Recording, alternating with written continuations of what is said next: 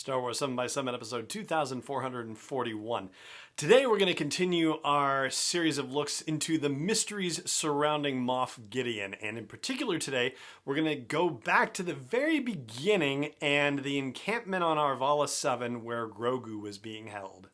Punch it.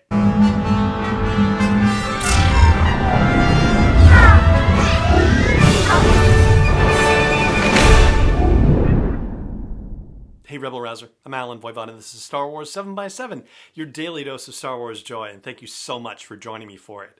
So let's go back to Chapter 1 of The Mandalorian, Season 1, Episode 1, also called The Mandalorian, called The Pilot from time to time. This is the episode where The Mandalorian first meets Grogu, and this is an odd situation when you step back and think about it. Basically, Arvala 7 is supposed to be a hideout, a hideaway, where all of these mercenaries have Grogu stashed, but it's really the biggest open secret in the sector. After all, when the Mandalorian meets up with Kuill, Kuill tells him that ever since those mercenaries arrived, it's basically been a traffic jam on Arvala 7 with mercenary after bounty hunter coming to seek their fortune. So it seems like a lot of people know what's going on Arvala 7. Or at the very least, know that there is a band of mercenaries there protecting a high-value asset. And maybe the nature of the asset isn't widely known, but certainly the fact that these guys are hiding out and protecting it, well, that seems to be very well known. And yet, they're not leaving. Right? I mean, the fact that Kuill has said that, a lot of mercenaries have shown up trying to collect the bounty, and clearly they haven't been successful, but because of the fact that so many people have come and tried their hand at this, I don't know, I guess the mercenaries are thinking to themselves, everything's going to be fine. We can handle anything that comes after us. But they're also not thinking to themselves, gee whiz, a lot of people are finding us. Maybe we should find a new hideout. That is really odd in and of itself. So the next step that you take is to wonder who is paying them and why are they there? And the thing that occurs to me is that the Hutts have to be involved in this. And the reason why I think this has to do with the fact that the Hutts have, for a very long time, enslaved the Nikto people, and those are Nikto that you see guarding Grogu. They're Nikto mercenaries, and if you take a stroll down Wikipedia lane, you find out that there are 3 primary subspecies of Nikto that have been introduced to us in various Star Wars storytelling, at least in the current canon, right? And the ones with which we are most familiar are the green Nikto, and I'm going to try the actual full pronunciation, Karas Sa Nikto, and also the red Nikto, or the Kajane Sa Nikto. And if you want to go all the way back to classic vintage action figures, the Nikto in the Return of the Jedi release for the way back 1983 original action figures, that was a green Nikto. So the green and the red Nikto for sure, not necessarily the third subspecies, the mountain Nikto, but the red and the green were enslaved by the Hutt clans when they discovered their home planet, Kintan. As for when that enslavement ended, well, we know it happened sometime after the death of Jabba the Hutt in Return of the Jedi. We just don't know how far into the future that happened. We do know that in the novel Bloodline by Claudia Gray, which takes place in 28 ABY, so that would be 24 years after Return of the Jedi and 6 years before The Force Awakens, there is a criminal named Rinriven D, I believe it is, and he is of the Nikto species, and they revere Leia Organa as the Hutt Slayer for her work in killing Jabba the Hutt. And apparently that helped lead to a waning level of influence for the Hutts in the galaxy, which eventually led the Nikto to be able to throw off their bonds of enslavement and be able to operate on their own. And in fact, that started happening early enough where, some Nikto were actually working with the Rebel Alliance as they were transitioning to the New Republic and helping the Alliance/Republic fight against the Imperial Remnant. or Imperial remnants, plural, I should say.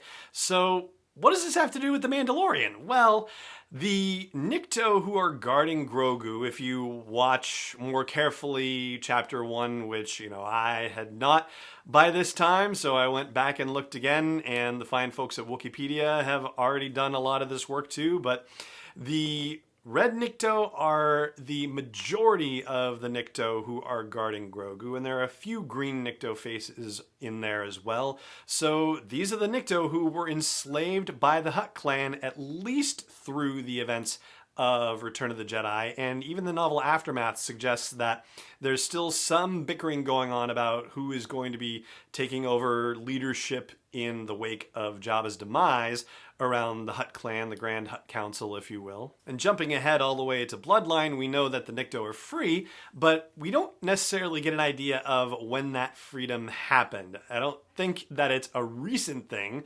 but it's certainly plausible that the Nikto could still be under Hutt control by the time we meet them in The Mandalorian. Complicating that is the fact that we see Bib Fortuna on Jabba's throne in the final episode of Season 2 of The Mandalorian, and Boba Fett coming to take over. But that could be a situation where rather than one Hutt deciding that they were going to have control over Jabba's palace and all of Jabba's holdings and activities and whatnot, they could have just installed Bib Fortuna there to hold the fort down for as long as they needed him to, while they sorted their own business out in between themselves with the leaders of the Hutt clans, right? And just split the proceeds in the meantime, although you have to imagine that some sort of scheming would have been happening to try to get control of the operation overall. And so from here we get to the question of, how does Moff Gideon play into all of this? Well, as far as him finding out about the existence of Grogu, he had to have known that it was a Force-sensitive character being held by the Nikto mercenaries, because why else would he go after it, considering the experiments that he's been pursuing, right? There's no particular reason for him to be invested in this search. And yet, he has to do it by degrees away. In other words, he has to be able to acquire the asset while having nothing to do with the acquisition thereof. And so that's why the whole operation is funneled through the client, Werner Herzog, and from there funneled to a bounty hunter, in particular the Mandalorian, or as many bounty hunters have been hired for this whole gig. And so why wouldn't Moff Gideon want to be connected to this? Couple of reasons, potentially. Number one, to keep a low profile for himself. I mean, it seems like he's happy enough to be a warlord in his region, but keep some of these other, secretive experimental activities to himself. Number one. Number two would be that Gideon has some sort of working alliance, or at least some above board understanding established with the Hutts that would mean that if he were to acquire the asset, he would have to do it in a way that had nothing to do with him, so as not to anger the Hutts and not cause problems with whatever agreement or understanding he has with them whatsoever.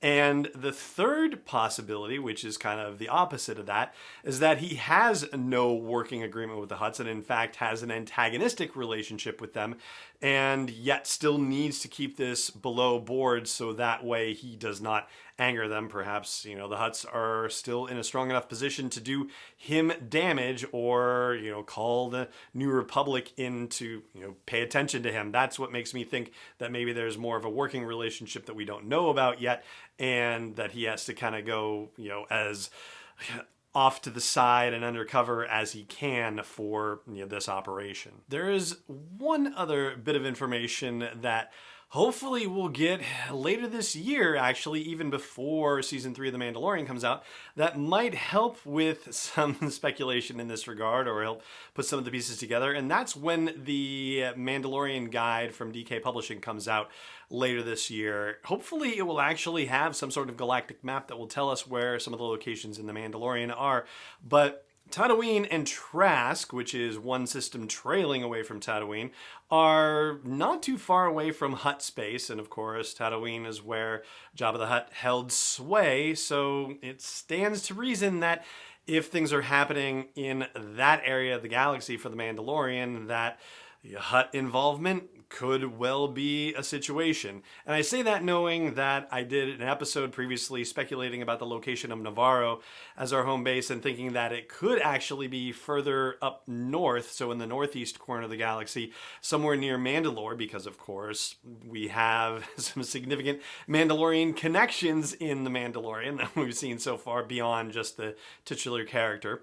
But part of that theorizing was also done around the idea that the planet Trask was actually Mon Cala, because we were seeing just snippets of it in preview footage and whatnot, and Mon Cala is in the general vicinity, and so hoping for the possibility that the planet Navarro was located somewhere in the general vicinity of where Mandalore was established and where Mon Cala was established, but clearly that's not the case. And so maybe it's going to turn out that we're more in that southeastern quadrant of the galaxy instead, which then brings up the question, how did Moff Gideon wind up there? So yes, mystery upon enigma. And that is where we're going to leave things for this episode as well. But if you have thoughts about who possibly hired all these Nikto mercenaries and who we're going to encounter in future seasons of The Mandalorian as a result of that whole operation, I'd love to hear it. Share your thoughts. YouTube.com/SW7X7, Facebook.com/SW7X7, or home base for the show at SW7X7.com. And that is going to do it for the show today. It just remains for me to say thank you so much for joining me for it as always, and may the Force be with you wherever in the world you may be. 7x7 is not endorsed or sponsored yet by Lucasfilm Limited, Disney, or 20th Century Fox, and is intended for entertainment and information purposes only. Star Wars, the Star Wars logo, all names and pictures of Star Wars characters, vehicles, and any other Star Wars related items are registered trademarks and/or copyrights of Lucasfilm Limited, or their respective trademark and copyright holders. May the Force be with them. All original content is copyright 2021 by Star Wars 7x7. We hope you love it.